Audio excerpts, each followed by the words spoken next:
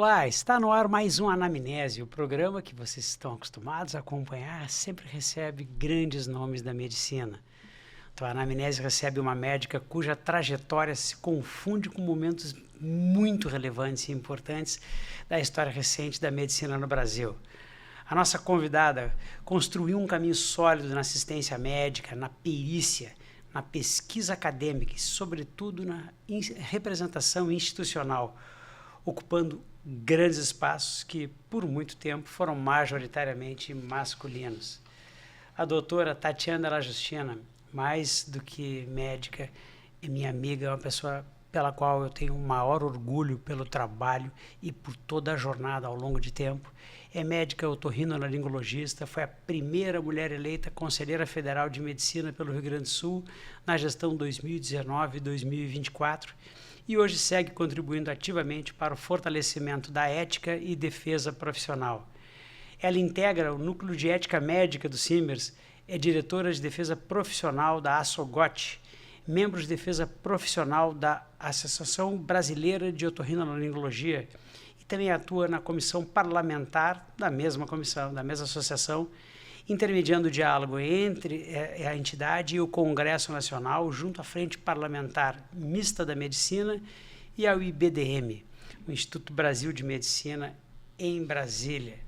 A doutora Tatiana ainda é membro do Conselho Consultivo da ABMLPM, essa eu realmente não conhecia, a RS, que integra a comissão de doutoral de bioética do CFM em parceria com a Universidade em Portugal e é membro da Câmara Técnica de Otorrinolaringologia do CFM. Ficou muito óbvio o tamanho da doutora Tatiana, uma trajetória marcada por pioneirismo, responsabilidade institucional e compromisso com a ética médica.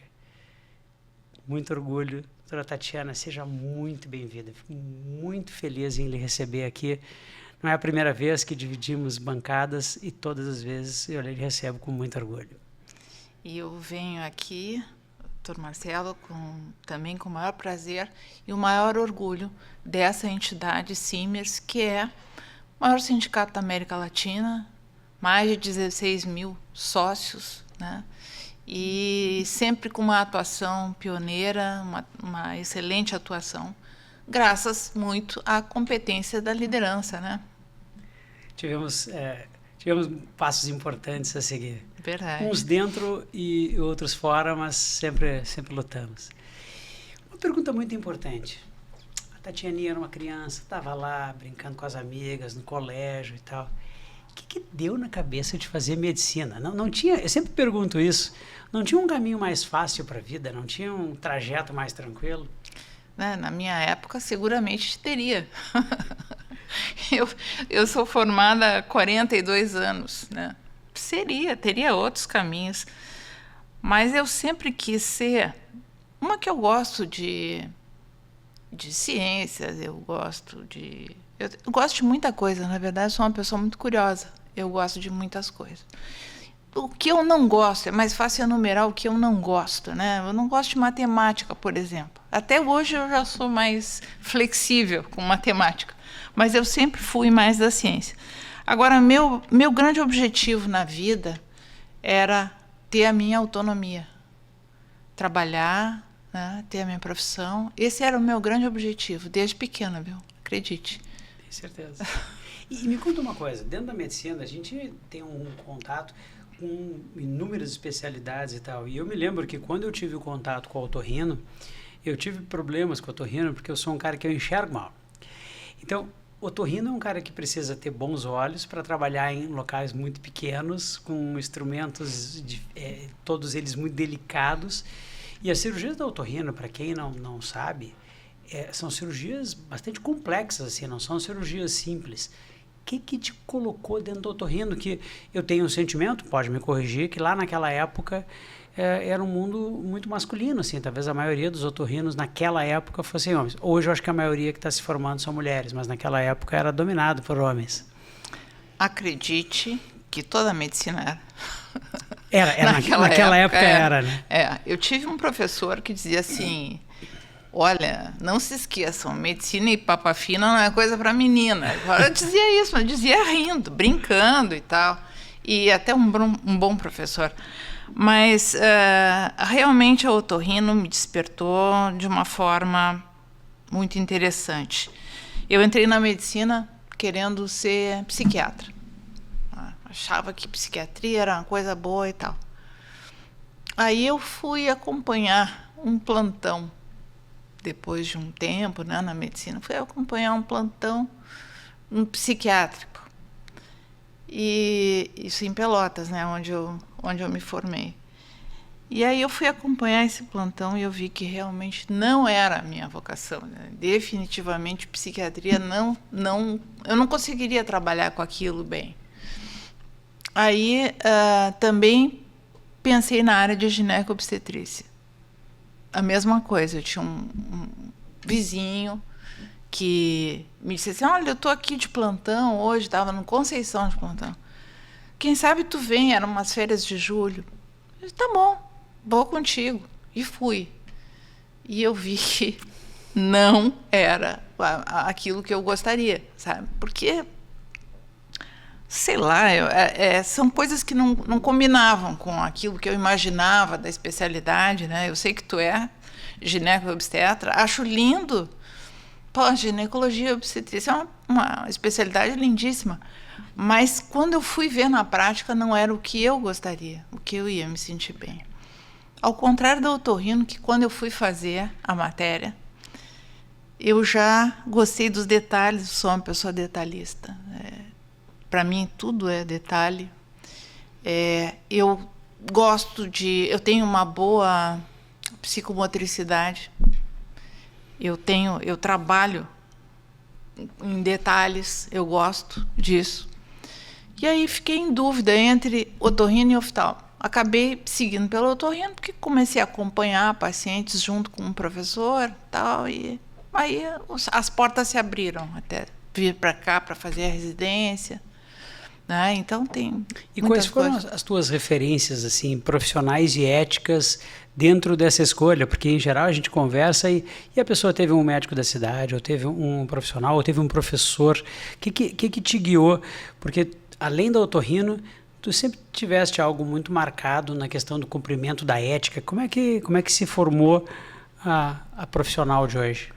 Pois é, a otorrino, porque, como eu te disse, eu acompanhei um professor e ele me abriu a possibilidade, Dr. Túlio Wenzel, já é falecido. Ele era daqui de Porto Alegre e era professor lá em Pelotas da minha universidade. E ele me abriu as possibilidades para que eu acompanhasse. Então, eu acompanhava os pacientes, ajudava no pós-operatório, eu fazia muitas coisas assim. E isso facilita a vida. E ele conhecia, eu queria fazer a parte de otologia, que eu gostava mais, e ele conhecia o serviço do Dr. Lang, Dr. Rudolf Lang. O Dr. Rudolf Lang era uma sumidade na área de otorrino, especialmente otologia. E eu vim para cá para fazer um estágio optativo na faculdade para fazer aqui, porque eu queria ser residente na área de otorrino, especialmente num serviço de otologia, tudo pelos detalhes, assim. A questão da ética, aí eu acabei fazendo a prova, era uma avaliação diferente, o Dr. Lang não gostava dessa história de MEC, não sei mais o quê, era tudo complexo. Eu fui numa residência que também era difícil a presença feminina ali. Mas tudo é uma questão de disposição, né? Uma vez me disseram na residência, assim, brincando, mas brincando, às vezes tu diz a verdade, né? Dr. Lang não gosta muito de mulher na residência. Aquelas coisas. Tá bom. Bom saber. Aí eu era a primeira pessoa que chegava, eu era a última que saía. Eu fazia tudo direitinho, assim, absolutamente direitinho. Meu avental era todo fechadinho, crachá no lugar, tudo certinho, como eu sabia que ele gostava. E eu também sou assim, né? Então não foi difícil. Foi difícil para ele. Deve ter sido. Mas depois nós ficamos assim, amigos, e no final das contas as coincidências existem. Eu fiquei sabendo, faltava 15 dias para eu terminar a residência, E eu fiquei sabendo, fui levar o meu namorado na época, na festa. Só, vamos fazer a festa e tal, de encerramento. Levei meu namorado era o meu marido, né? E aí o Dr. Lang olhou para ele e disse assim, escuta aqui, tu é filho do fulano. Fulano era o apelido dele, era xerife. Meu pai tinha esse apelido. Mas ele era meu amigo, morou comigo em Santa Maria. Quer dizer que tudo isso poderia ter sido tão simples e não foi. Foi logo no final. Questão ética, eu acho que é mais fácil de responder, porque isso depende da formação que a gente tem. E a minha formação de família, de caráter, foi muito boa. A minha mãe era de origem alemã com italiano, e era muito rígida comigo. Então, eu acho que os princípios éticos a gente acaba formando. Né? Isso, por acaso, de alguma forma, criou aquela interface que tu acabaste desenvolvendo na profissão entre a medicina e a justiça? Porque aconteceu isso contigo. Aconteceu isso comigo, e por uma coisa absolutamente assim... Sabe aquela música do Deixa a Vida Me Levar? Mais ou menos foi assim. Eu fui fazer um concurso público. Meu pai era promotor de justiça. Mas meus pais eram separados e tal, e eu tive mais vínculo, né, criação com a minha mãe. Mas é claro que tudo faz diferença e genética existe, né? Então, eu acabei fazendo um concurso para o Tribunal de Justiça. Tinha uma vaga, Marcelo. Uma. Aí me disseram, tu não vai fazer esse concurso? Isso aí, a vaga já está certa. Não tem problema. Vou fazer. Aí o Mário disse assim, cuidado, tu vai ter que estudar muito, hein? Tu vai ter que estudar muito, isso é uma vaga só. Tal. Então, era aquela pressão. Não, tudo bem, não tem problema. Estudei, passei no concurso, e aí é que foi essa virada de chave, de certa forma. Porque eu virei graças a esse trabalho, eu virei um híbrido. Eu sou um pouco médica e, às vezes, um pouco advogada, sem ser advogada. Porque na perícia médica, a perícia tem essa interface. E eu fiz o concurso do Tribunal de Justiça do Estado do Rio Grande do Sul para ser perita judiciária. E na minha área, né? Não era para tudo. Depois é que as coisas mudaram, mas eu já tinha até me aposentado. Mas então eu acho que a genética deve ter cumprido seu papel nisso. Eu procurei fazer todo o trabalho da melhor forma possível. Fiz uma formação também em medicina do trabalho, tenho RQE, tanto em otorrino como em medicina do trabalho. Tudo foi mais planejado. Depois fiz meu mestrado, e depois que eu terminei tudo, minhas atividades lá no tribunal, fiz doutorado. E aí vai a questão, de pergunta, tu tivesse muita experiência com a questão da judicialização na saúde. Sim. Foi minha tese de doutorado. E acabou caindo no Conselho Federal de Medicina, portanto, de alguma forma elas são relacionáveis, porque são assuntos que caminham mais ou menos juntos. Sim. E aí eu te pergunto, qual é a tua experiência sobre isso? O que tu diria hoje para os nossos formandos, para os nossos médicos jovens, para os nossos acadêmicos e para os próprios médicos experientes sobre como funciona o sistema de judicialização em saúde, os riscos e os potenciais questões importantes? Tem duas coisas que a gente pode falar em judicialização da saúde. Tem a judicialização da medicina e a judicialização da saúde. A judicialização da medicina é o que a gente fala sobre o que era o termo antigo erro médico, né? São os danos materiais e morais causados por situações, né, de atendimento. Mas isso também começou na época que eu entrei no tribunal, porque começou em 1990, eu fiz o concurso, e em 1990 saiu o Código de Defesa do Consumidor. E esse Código de Defesa do Consumidor gerou nos cidadãos a conscientização do direito. Olha, vocês têm direito, né? Vocês vão fazer um trabalho, vão fazer uma cirurgia, um procedimento cirúrgico, se aconteceu alguma coisa que não tá bem, pode reclamar.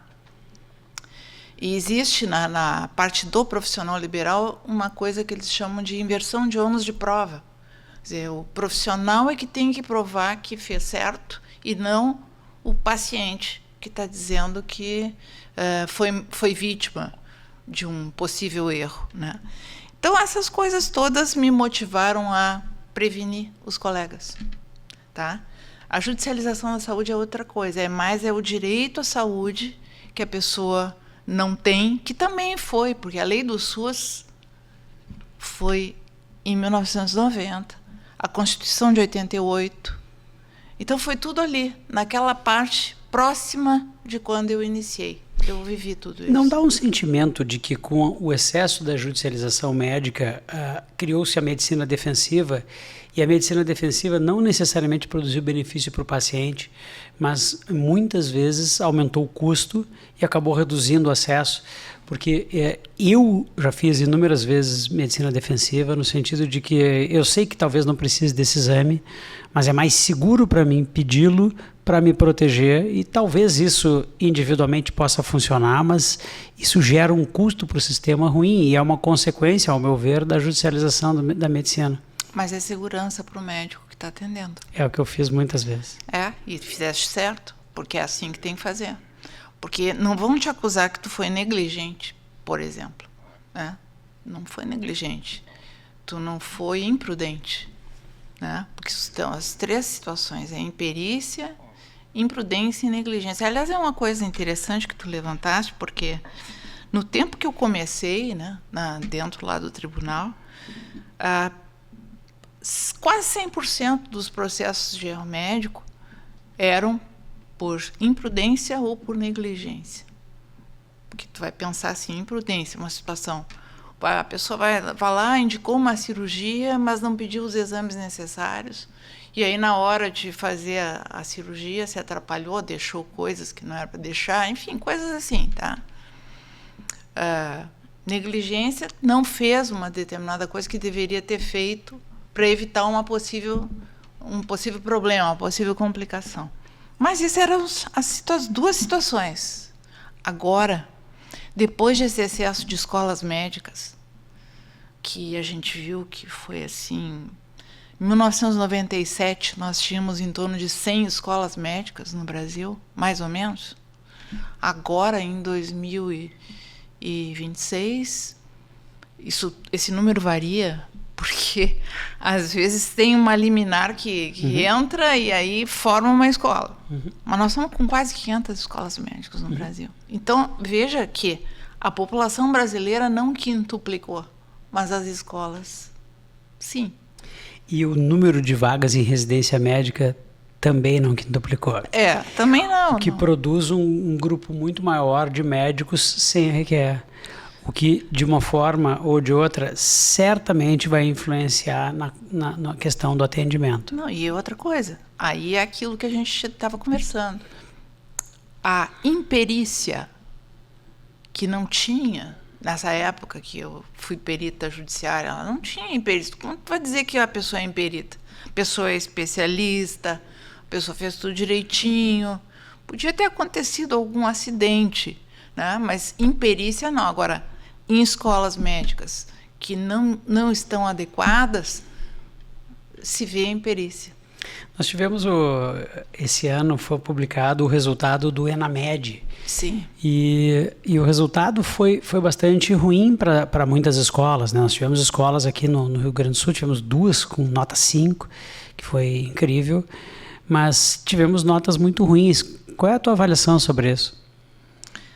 Eu não poderia esperar nada diferente depois dessa explosão de número de escolas médicas que não têm a adequada, digamos assim, formação, tá? Não proporcionam uma formação médica adequada, porque elas não têm a infraestrutura, não têm hospital-escola, não estão dimensionadas adequadamente, número de alunos, número de vagas para enfim, a infraestrutura que conta, estágios práticos, enfim, uma série de coisas que falta.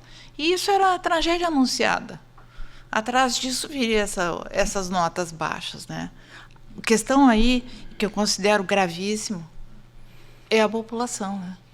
Porque a gente forma médicos para que esses médicos atendam adequadamente, sejam úteis, né, para a sociedade. E é tão importante a nossa profissão, né? Tão gratificante. Mas nessa situação é um risco social grande, né?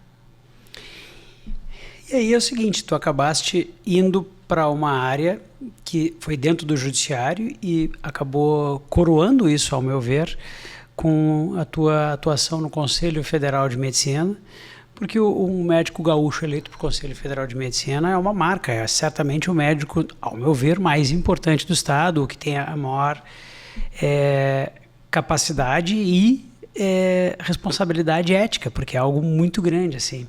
Como é que foi ocupar o espaço dentro do Conselho Federal de Medicina? Como é que chega uma gaúcha na primeira vez e enfrentar o espaço naquele ambiente? Foi tenso, porque a gente não sabe o que vai encontrar. Para mim, especialmente, uma experiência muito boa. E a primeira vez, nos 2 anos e meio daqueles 5 anos que eu tive lá, eu fui convidada para integrar a diretoria do Conselho Federal de Medicina. E não sei que critérios eles usaram, não sei, mas, enfim, eu tive essa experiência, digamos assim. Eu tenho certeza que utilizaram um critério de capacidade. Obrigada. Eu acho que foram muitos critérios utilizados e eu acabei ficando como editora da revista Bioética, lá no setor de bioética. E eu fui obrigada a aprender mais sobre isso, né? E como é um assunto que eu gosto, foi porque a bioética ela tem uma interface com filosofia, com ciência, é a ética da vida, né? Então, é uma coisa que combina comigo, né? Eu gosto disso. E eu fui muito bem recebida. Eu tive uma oportunidade ímpar de conseguir fazer coisas pela medicina e pelos colegas. De um jeito diferente do que eu já fazia, porque eu fazia coisas em prol dos colegas. E em prol da sociedade como médica, mas em prol dos colegas porque eu tinha um conhecimento um pouco diferenciado nessa área de, digamos assim, perícia médica, que tem interface com o direito, com a medicina e tal. Então, lá foi uma experiência de ter convivido com colegas de vários estados, com as necessidades da medicina de todo o Brasil.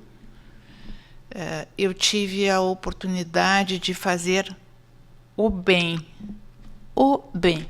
Sabe que quando minha avó dizia assim, tu queres conhecer o vilão, dele o cajado, a mão. Então, é como dizer que quando tu tem um poder na mão, tu pode escolher entre fazer o bem ou fazer o mal. E poder é teu, tu decide. Mas eu tive a oportunidade de fazer o bem para muitos colegas, para coisas que eu gostaria mesmo de ter feito, coisas que a gente destravou, que estavam paradas. Não, vamos colocar para votar isso, para conseguir falar sobre isso. Defesa do ato médico, que isso para mim é uma coisa que sempre me apaixonou. E eu tive a possibilidade de lutar muito por isso. A coroação disso foi uma resolução que foi elaborada com a Câmara Técnica de Otorrino, que na época eu coordenava. Então, a gente pôde estabelecer os limites, porque as invasões existem, né, para várias especialidades, mas algumas especialidades sofrem mais, né? A otorrino, por exemplo, ela sofre com áreas como a fonoaudiologia, por exemplo. E então nós fizemos uma resolução sobre o ato médico no otorrino. Isso, para mim, eu tenho um grande orgulho, viu? Porque, vou dizer por quê. Porque, primeiro, a otorrino foi a primeira especialidade a ter uma resolução só sua no ato médico. Existe uma outra resolução feita, elaborada pelo Dr. Emanuel Cavalcante, genérica, para várias especialidades, para evitar invasões, estabelecendo assim, ó, a profissão tal faz isso, a profissão tal faz aquilo, e a área médica tem que tomar o seu lugar, tem que ter o seu protagonismo dentro do que é protagonista mesmo, né? E aí vem uma questão, eu sei que quando a gente faz esse tipo de coisa, a gente compra brigas. Ah, sim, né? Sempre. E tem que ter um certo espírito para comprar brigas. Não é interessante a nossa conselheira mulher ter comprado essa briga? A gente sempre compra briga, fazendo do limão sempre uma limonada, né? Então, as brigas existem, mas a gente tem que ver aquilo que realmente vale e ficar em paz com a nossa consciência, né? Porque o que a gente está brigando é sobre um direito, né? Então, a gente tem que lutar pelos nossos direitos sempre. Isso é uma questão de cidadania, inclusive. Sabe que uma coisa que eu vivenciei muito proximamente é o fato de que eu sempre digo para os meus alunos que, sim, o médico tem que fazer o bem, mas mais importante do que fazer o bem é não fazer o mal. Uhum. E eu posso dizer, com toda a garantia do mundo, que nós temos gente, por exemplo, em entidades que não se preocupam com isso. A ideia para manter o poder pode fazer o mal para quem quiser. Eu posso dizer que senti isso vivamente na pele. E aí a minha questão qual é a importância da gente ter pessoas que realmente valorizam a ética em entidades médicas, que têm poder de alguma forma, ou decisório, ou quaisquer que sejam outros. Nós temos entidades com características distintas. Como é que funciona a relação da ética com alguém que representa a categoria em alguma instância? E como viveste também com o Congresso, que também são representantes, eu tenho certeza que tu tens uma experiência nessa área.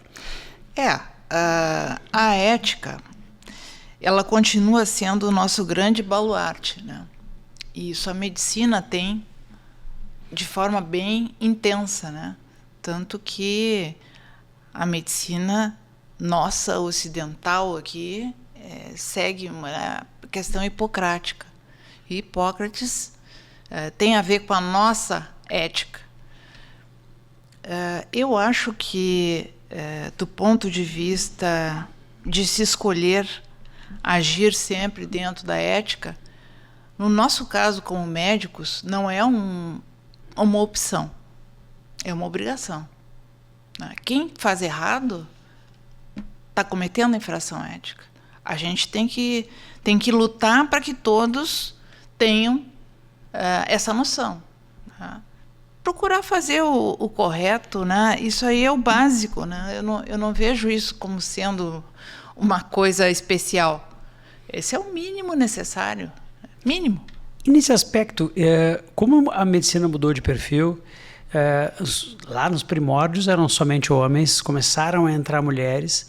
Eu acho que tu fizeste a faculdade num momento onde ainda tinha mais homens do que mulheres, e hoje nós temos, não é mais, é muito mais mulheres do que homens fazendo a faculdade. Qual é o impacto que a senhora acha que essa feminilização, digamos assim, da medicina vai produzir no aspecto ético de atendimento ao longo do tempo? Pois é, apesar de essa questão de ser mulher eu considerar uma vitória, digamos assim, dentro daquela situação, daquele momento, mas eu não faço disso um cavalo de batalha, não, sabe? Eu acho que a gente não pode se considerar com grandes diferenças. Eu acho que a mulher, claro, tem a questão do cuidado, mas sempre teve. Sempre teve. E eu não vejo assim grandes diferenças não por isso, sabe? Eu acho que vai ficar igual.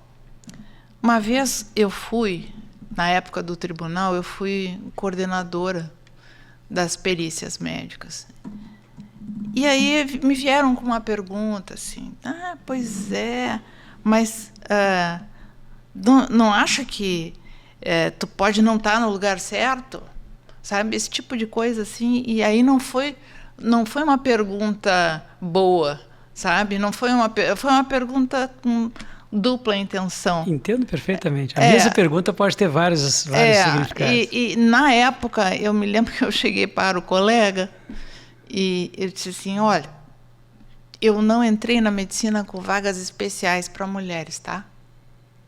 Não teve vagas especiais para mulheres para eu ser coordenadora aqui. Foi uma escolha. Então, essa pergunta eu não consigo nem responder. E fiquei assim, eu fiquei até meio aborrecida com a pergunta. Eu sei que a tua intenção não tem nada a ver com isso. Mas eu acho que o ser mulher ou não ser, claro que a mulher tem mais a ver com cuidado, isso tem. Mas um médico tem que ter o cuidado. Independente de ser mulher ou ser homem, sabe? Então, não acho que isso influa. O que tu diria, já que nós estamos chegando no Dia Internacional da Mulher, para uma guriazinha, adolescente, que tem na ideia de fazer medicina? Qual é a dica que uma experiente e destacada médica mulher vai dizer para essa adolescente hoje? Procure fazer se realmente chegou à conclusão que gosta muito, porque a medicina ela é bastante difícil. Ela é bastante difícil desde quando a gente disputa para entrar na faculdade. Durante a faculdade se estuda muito.